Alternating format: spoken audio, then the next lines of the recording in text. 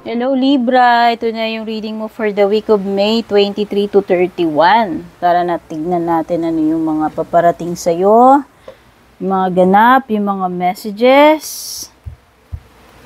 Pero lahat naman ng reading ko dito Libra is timeless kahit lumipas pa yung petsang binanggit ko dyan.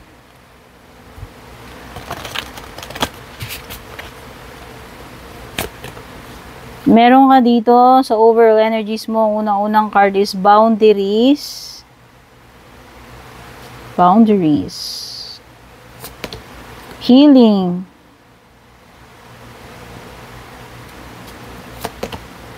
Willpower.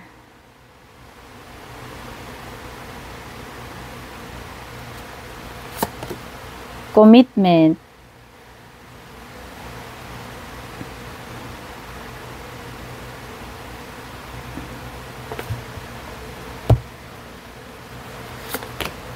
Home. Something na related sa bahay, sa pamilya. Transformation. Justice. This is you, Libra. Justice card. O, diba? Ayan yung scales. So, Libra energy talaga. At saka life purpose.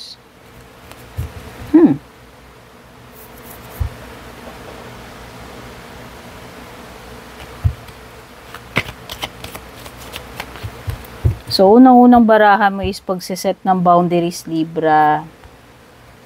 Ito. Maglagay ka ng boundaries dun sa mga, kumbaga mag-set ka ng limitasyon. Whether itong limitasyon na to is sa sarili mo or sa ibang tao. Okay? Baka nai-invade ka na ng ibang tao, nanghihimasok sa'yo, or meron kang mga dapat ayusin sa sarili mo, like mag-set ka ng limitation, unhealthy habits na kailangan mong ayusin, baguhin. Okay? Sabi ko nga, itong pagsiset ng boundaries, limitation, pwedeng sa sarili mo, pwedeng sa ibang tao. O halimbawa, ikaw, shopaholic ka, o mag-set ka ng limit. O, aralin mo yung financial mo, wag yung puro ka na lang check out, no? So, mag-set ka ng limitasyon. Or halimbawa, masyado ka ng puro trabaho.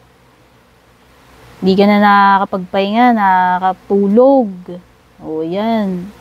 Basta, something na pagsiset ng boundaries, whether sa sarili mo, sa jowa mo, sa mga, basta sa ibang tao, pwede rin. Okay? Lahat ng bagay na sumusobra ay unhealthy. O, di ba Justice card? Balance. Balance and boundaries. Libra pa naman yan, o. Justice card. Libra is known for balance. Scales nga, yan yung timbangan, o. Anything na lumalagpas dun sa timbangan, hindi okay kay Libra yun. Di ba? Aminin natin. Particular tayo dyan sa mga rights. Pag merong injustice, pag merong sumusobra o naargabyado, hindi okay sa atin yun, hindi tayo mapakali. Ako, Libra din ako eh. Okay?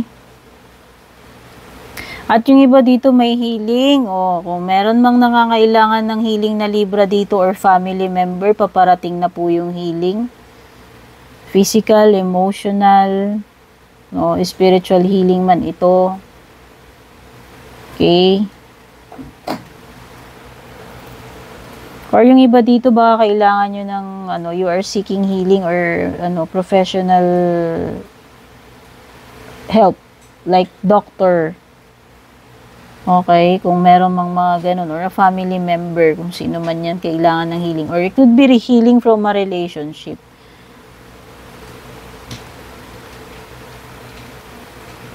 Or past trauma. Ayan.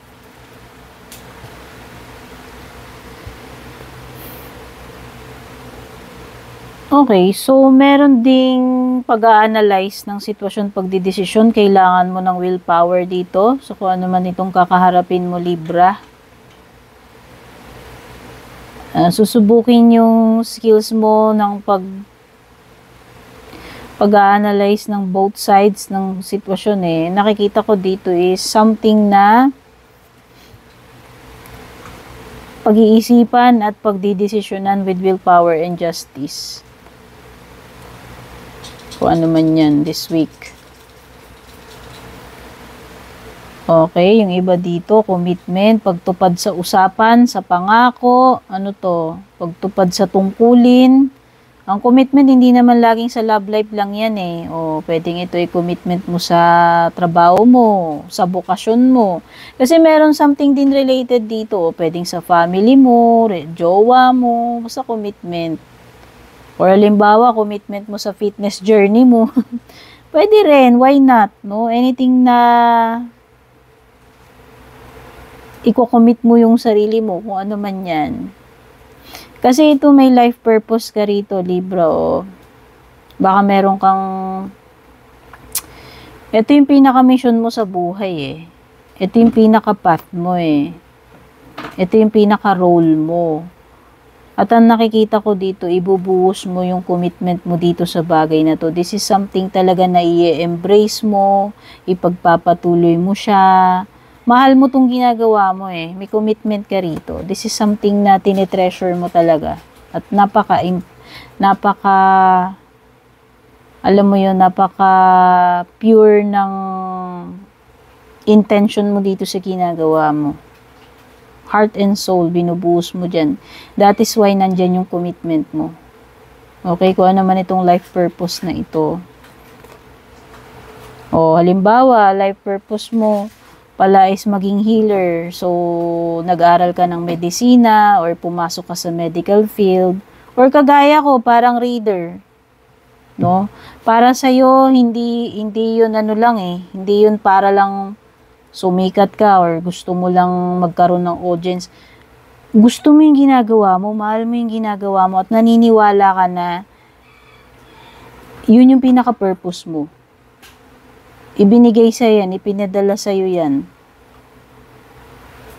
Kumbaga yan yung trabaho mo sa universe. Parang ganun. This is something na malalim para sa akin. Bukasyon, commitment, no? Life purpose mo yan O, yung iba dito may mga transformations pagdating sa bahay. Pagbabago, renovation, may ipapaayos, ipapagawa, pagpapalit ng bubong, pintura, whatever. Pero pwede rin itong home improvement or paglilipat ng tirahan. O yung iba merong transformation din sa sarili ninyo. Kasi ito, card ng transformation. Kung ano man itong magta-transform sa'yo this week. Pero this is more on upgrade, improvement Yung nafe-feel ko magandang transformation siya. Okay.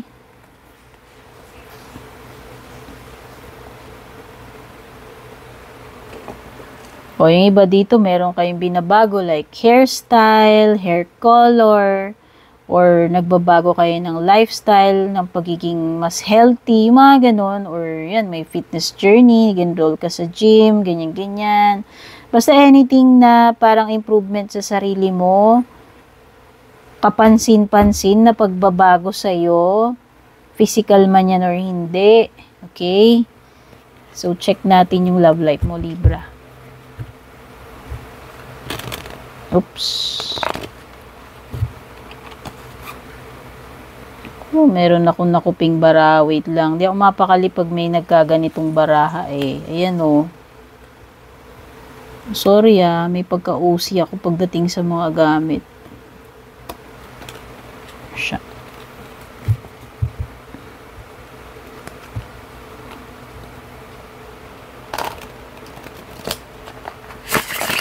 Magsain lang natin ng malupit. Check natin yung love life mo, Libra. Ay! Justice card. Ano ba yan? Dalawang justice card. Ikaw na ikaw talaga to, Libra. Uy, baka may element ng karma dito, dear. Karma. Or justice na matatanggap mo. Ayun, nakalimutan kong banggitin to. Yan, yung mga nag-aabang ng justice, siguro baka justice is coming para sa inyo. Sa love life mo, lumilitaw din yung justice card, pero Libra energy yan. Libra, may Libra na kapareho mo, or ikaw yan, meron ka ring full, dalawang major cards. Queen of Cups, water sign, Cancer, Scorpio, Pisces, tapos meron ka ring Earth, Taurus, Virgo, Capricorn. Sa bottom mo may Pentacles, which is Earth din.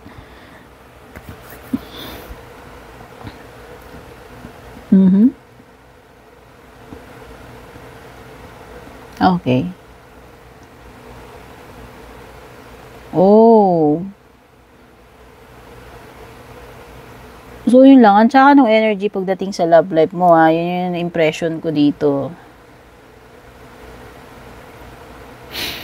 Pwedeng tong person mo is hindi ka niya na-appreciate, hindi ka niya pinahahalagahan. Pwedeng ang nagiging unfair siya sa'yo eh. Basta, bahala ka na. Dito sa sitwasyon, hindi ko alam, hindi ako psychic. Kung energy mo ba yan o energy ni person mo, ikaw ang nakakaalam niyan. Ikaw ang makakatukoy. So, yun na nga, meron ditong energy ng pagiging unfair or biased. Or tamang hinuhusgahan. May pagka-judgmental ba tong person mo? Or iniisip niya lagi siyang tama? Alam mo yun? Pagdating sa katwiran, parang pag siya, gusto niya siya lang yung rumaratrat, dumadaldal, tas pag ikaw na, hindi na siya nakikinig or wala siyang paki dun sa pinopoint out mo. Alam mo yun? Parang may pagka-unfair nga itong person mo. May pagka one-sided or unfair, biased energy. Akong nasisense dito. Or it could be na decision, pwedeng nakita ko dito, pwedeng may mangyayaring pagkakamali sa decision. Oo, pwedeng meron dito sa inyo, pumasok na lang kayo basta-basta dito sa relationship na to or sa decision na to nang hindi nyo man lang napag-isipan ng mabuti. Whether ikaw yan o yung person mo or pareho kayo, pwedeng napasubo ka.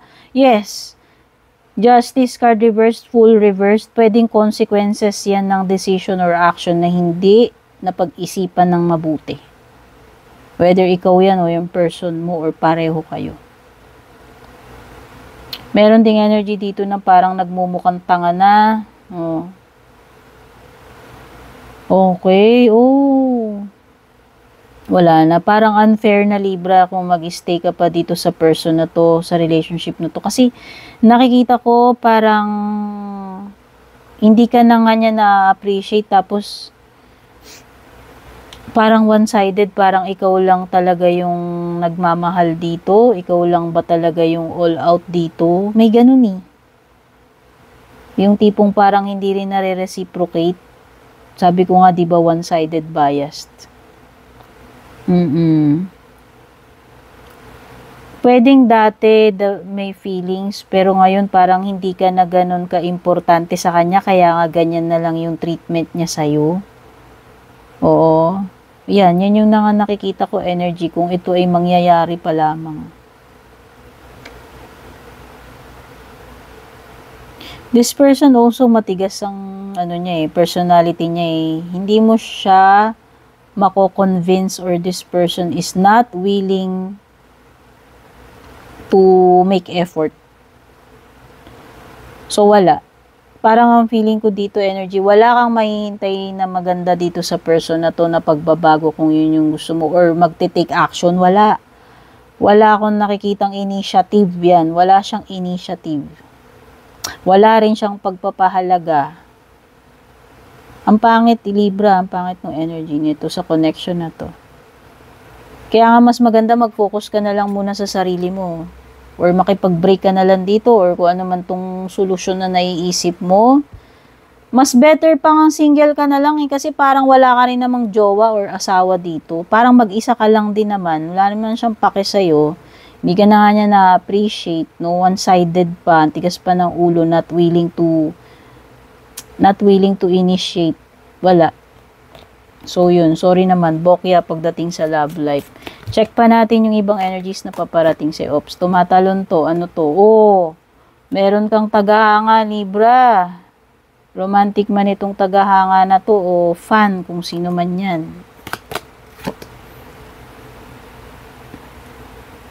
Pleasure with a close friend. Uy, hindi kaya meron ditong friend mo na nauwi sa paghanga or pagkagusto sa'yo? O basta, pwedeng nagsimula kayo as friends, pero parang na-develop siya sa'yo, nagkagusto sa'yo, ewan ko. Pero pwede rin merong something na tungkol sa kaibigan mo rito. It could be bonding, chikahan, whatever, with friend. Tapos, meron kang something na ma-unlock sa susi o baka ito na yung sagot sa katanungan mo or sa problema mo. Ayan, kasi merong successful outcome to your problem. Basta meron something na ma-unlock. And, ayan, dealing sa relationship with someone na hindi ko na i-gender, kahit na anong gender. Dealing sa relationship with someone na may dark hair or complexion. So, yan yung pinaka-reading mo, Libra. Sana makatulong sa'yo yan. Take care. Love you. Babush.